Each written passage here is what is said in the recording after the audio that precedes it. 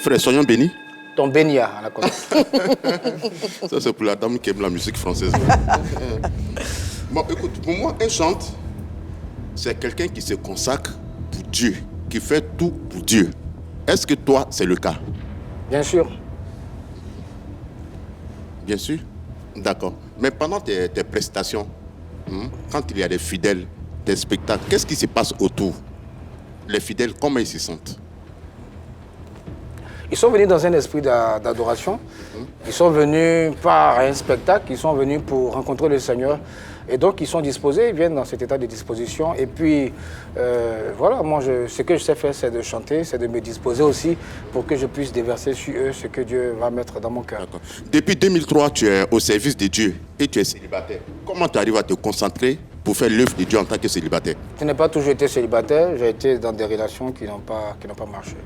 Un homme de Dieu qui est dans une relation qui ne marche pas, c'est que tu es quelqu'un de difficile. Sinon, en principe, un homme de Dieu ne peut pas être dans une relation puis ça ne marche pas. Une relation, c'est avec deux personnes. Bien sûr, oui. C'est deux personnes qui se mettent ensemble. C'est deux histoires, c'est deux traditions, deux cultures, deux comportements, deux attitudes. D'accord. Et voilà, il peut arriver qu'il y ait des problèmes, et on essaie de les régler. Quand ça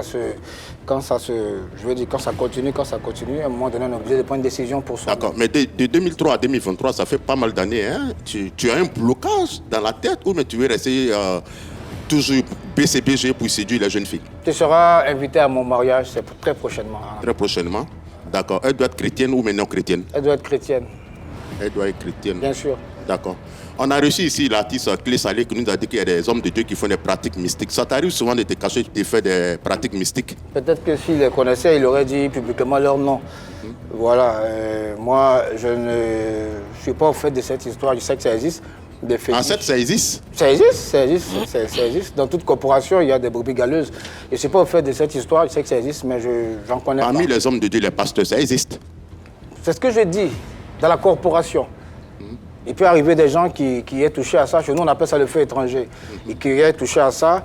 Et voilà, bon, ça existe, mais bon, je n'en connais pas. Tu n'en connais pas? Tu n'as pas de proches, tu n'as pas d'amis, tu n'as jamais été tenté? Tenté par quoi? Toucher le feu étranger? Oui. Ben non. D'accord. Dieu est tellement fidèle pour nous, il est tellement bon pour nous, il nous bénit.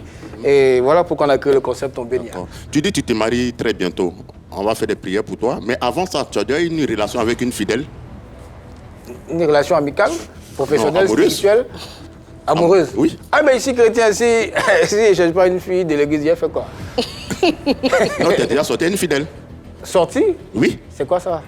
Avoir une relation amoureuse avec une fidèle. Chez nous, on appelle cheminer. On appelle être ensemble, c'est un cheminement.